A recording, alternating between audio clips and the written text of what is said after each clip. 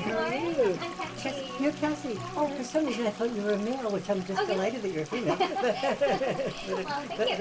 Very glad to meet you. Come on in. Thank you. But Farrell wasn't always so attentive to men. In fact, for years he focused almost exclusively on women's issues, rubbing shoulders with feminist leaders like Gloria Steinem. And he's still a card-carrying member of the National Organization for Women. I believe that women cannot hear what men do not say. And he's got a lot to say to both men and women in his provocative new book, The Myth of Male Power. I was making a very significant amount of money speaking around the world on behalf of women's issues alone. I went through a period of forming men's groups. And then when I listened to them, I thought, well, gee, this will be really helpful to present to audiences so that they can understand not only women's side, but men's side too, because I was really totally in the feminist camp. And immediately I saw my standing ovations drop. I started hearing that there was people saying, to invite him there, to speak with us. And pretty soon I had, very few college and university speaking engagements.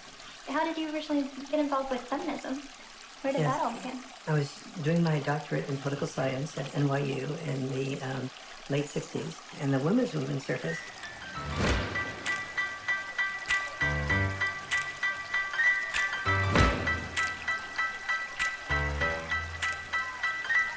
And I started to say, this is the most exciting thing I've ever heard, because I'd heard civil rights, gay rights, but suddenly women were saying, I don't want to be confined to just being a homemaker or a secretary.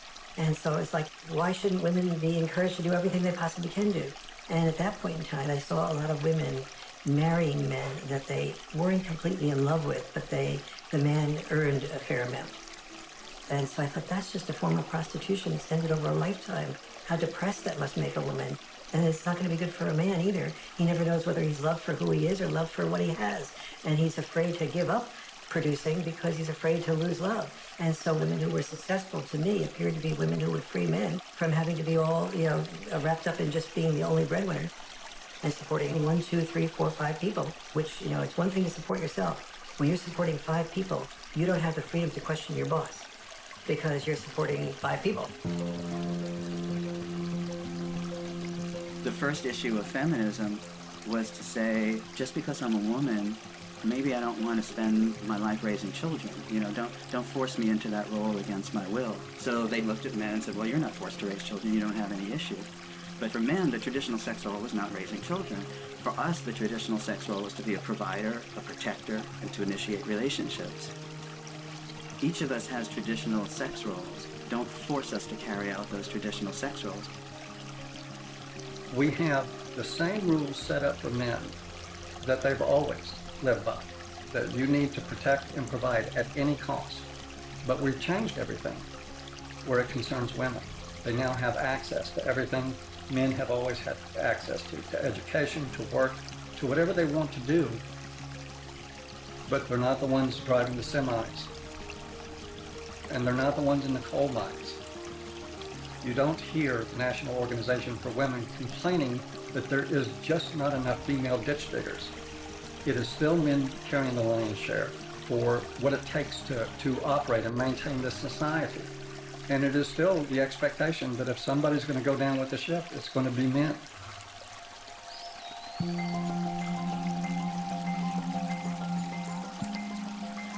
Flexibility in roles is where we should be all headed. Any men's rights activist that I would support the portions of the women's movement that is encouraging women to have more flexibility in roles. So where do the men's movement and feminism disagree? Well, only on the fundamental belief that the women's movement says men are the oppressors, that we are involved in a patriarchal world in which men invented the rules to benefit men at the expense of women. But don't we live in a patriarchy? When most of the world's nations still have never had a female leader.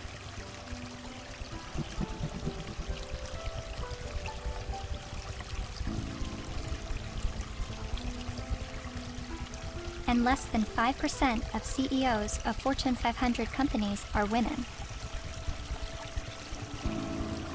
You have to look at this in a larger perspective. Patriarchy is the result of gender roles and not not the vice versa.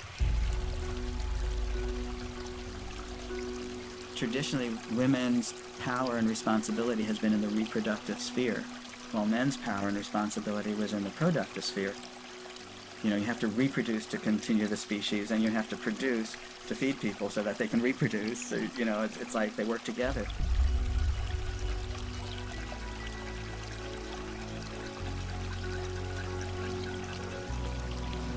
And most cultures divvied up roles because women were responsible for childbirth and were more likely to breastfeed. They're not more likely to. They did the breastfeeding. They tended to be involved in the role of raising children. Men tended to be involved in the role of raising money or making a killing of the animals or making a killing on Wall Street. But those were our obligations.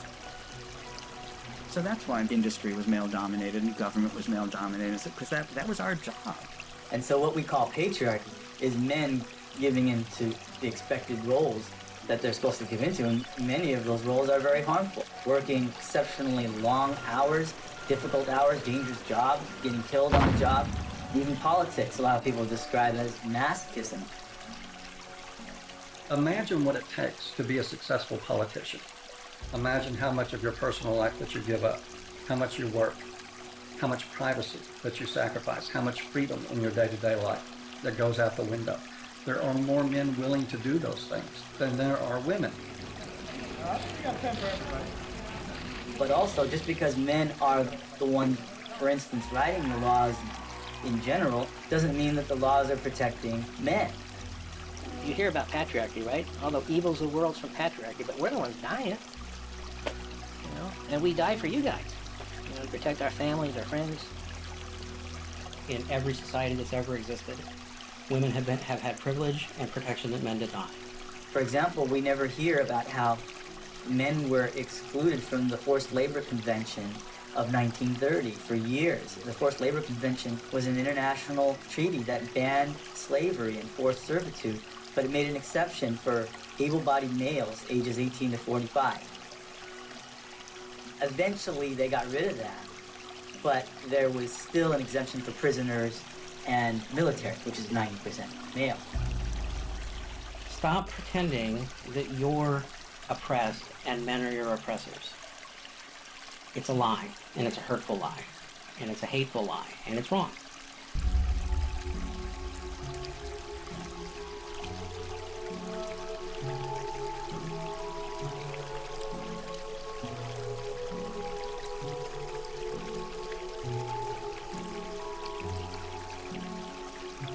You talk a lot about the red pill in A Voice for Men. What is the red pill? Oh, it's sort of a cultural slogan. It comes from the movie The Matrix, where the character Neo is given the choice between a red pill and a blue pill. You take the red pill, you stay in Wonderland, and I show you how deep the rabbit hole goes. And if he swallows the red pill, the scales will be peeled back from his eyes. He will see everything that he hasn't been able to see. And if he takes the blue pill, he'll just go back to sleep and live in his sort of unaware, semi-comatose state forever and probably be a lot happier. It's a pretty apt analogy. So what is the blue pill in this world? Well, the blue pill is the paradigm that most people live by, that men have all the power, that they've always had all the power, that domestic violence is a problem that's committed by men against women only, that sexual assaults are only committed by men against women,